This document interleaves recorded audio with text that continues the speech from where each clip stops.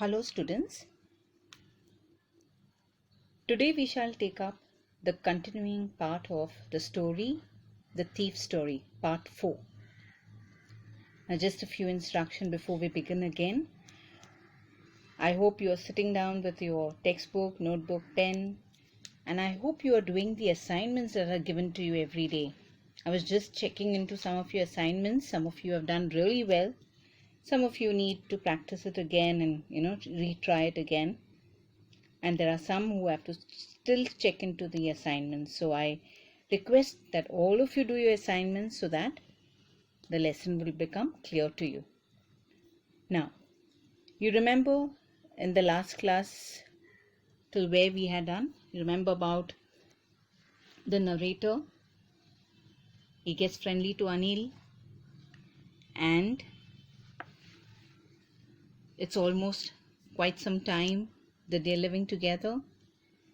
And one day Anil comes with a small bundle of notes saying that he had just sold a book to a publisher, and at night he tucks the money under the mattress. That's where we stopped last time. Now let's see what happens. I had been working for Anil for almost a month, and apart from cheating on the shopping, I had not done anything in my line of work. I had every opportunity for doing so. Anil had given me a key to the door, and I could come and go as I pleased. He was the most trusting person I had ever met, and that is why it was so difficult to rob him. It's easy to rob a greedy man because he can afford to be robbed, but it's difficult to rob a careless man because he doesn't even notice he's been robbed, and that takes all the pleasure out of the work. Well, it's time I did some real work, I told myself. I'm out of practice, and if I don't take the money, he'll only spend it on his friends. After all, he doesn't even pay me. Now, long since the narrator has worked for Anil for almost a month, and you know that when he was shopping for him, sometimes he used to keep some money with him. Though he had opportunity to do many more robbery, but he didn't, because Anil had given him the key to the door and he could come and go whenever. Anil was the most trusting person. Who's confessing this? The narrator himself, Hari Singh himself, okay? And he says that it is easy to rob greedy man. Why? Because he can afford to be robbed. He has got lots of money.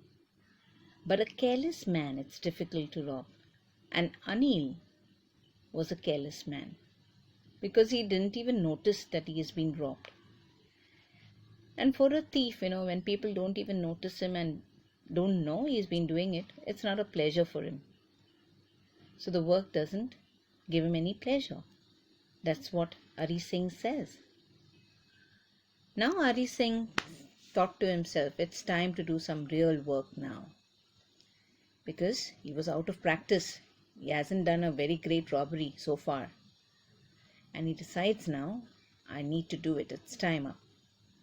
Because if I don't, Anil is just going to waste that money on his friends. Because we have already seen earlier, when he used to get money, he used to celebrate. And moreover, Hari Singh is saying he doesn't even pay me. Anil was asleep. A beam of moonlight stepped over the balcony and fell on the bed. I sat on the floor, considering the situation. If I took the money, I could catch the 10:30 express to Lucknow. Slipping out of the blanket, I crept up to the bed. Anil was sleeping peacefully. His face was clear and unlined. Even I had more marks on my face, though mine were mostly scars. My hand slid under the mattress, searching for the notes. When I found them, I drew them out without a sound. Anil sighed in his sleep and turned on his side towards me. I was startled and quickly crawled out of the room. Now, Hari Singh has seen Anil keeping the notes under the mattress. He's waiting for Anil to go to sleep.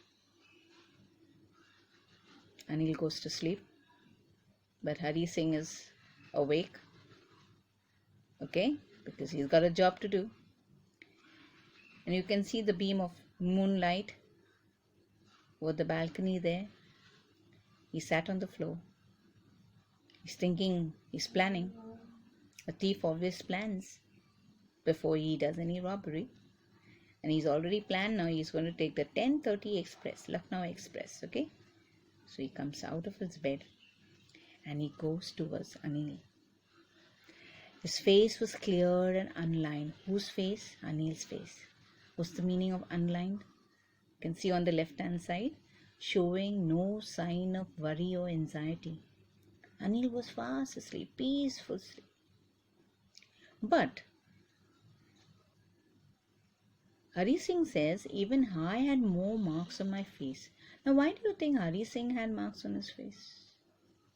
His face. Why? Because he was worried. He was full of anxiety. He was wondering, what am I going to do? How am I going to rob him? There's so many questions running in his mind. So whatever is in your heart shows on your face. And he says, though mine were mostly scars. Now, he had a lot of scar probably because the kind of profession he was in. He was a thief by profession. So probably he must have got into a physical fight with someone while robbing. So he had those scars on his face. Now, finally, he gets up, he goes towards the bed, and he puts his hand under the mattress. And Anil sighs in his deep sighs, takes a deep breath and turns towards him. He's startled and he quickly crawls out of the room. Let's see what happens. When I was on the road, I began to run.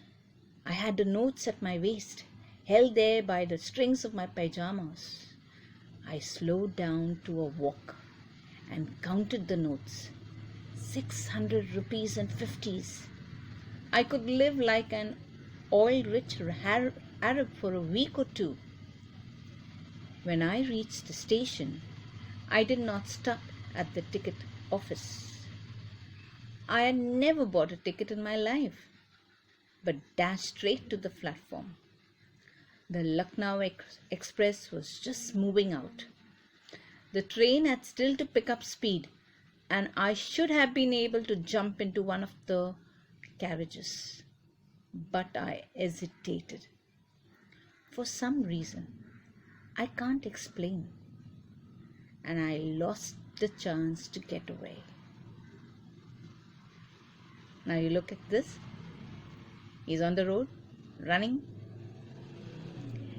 and he's got all the notes there, tied up by the strings of his pajamas. He slows down because he hasn't even counted the money. So there he slows down and he said, come on, let me count the money. And he's got 600 rupees and 50s. That's a big money. And he said he can live like an oil-rich Arab. Arabs are very rich because they export of oil. And he says for a week or two, he didn't have to worry about money. When he reached at the station, he didn't even stop at the ticket office because he's a thief by profession. He's never taken a ticket. He dashed straight away to the platform. Now the Lucknow Express, you can see, just moving out, and the train had just to pick up speed. He could have jumped into, but he hesitated. Hesitated means he was wondering what to do. He was in two minds for some reasons which he cannot explain, he said, and he lost a chance to get away. Now what happens next? We'll see it in the next class, okay? Let's revise a little of your glossary that we have done, the meanings. Flattery, insincere praise, modestly, without boasting, in a humble way, grunting, making low, guttural sounds, appealing, attention getting attractive, by fits and starts in short, irregular intervals. Unlined, showing no sign of worry or anxiety. So, children, I hope you've understood so far. I hope you're reading your lessons, doing your assignments every day. You have assignments every day. So, please check into your homework, do your work sincerely. Please take care of yourself. God bless you. Thank you.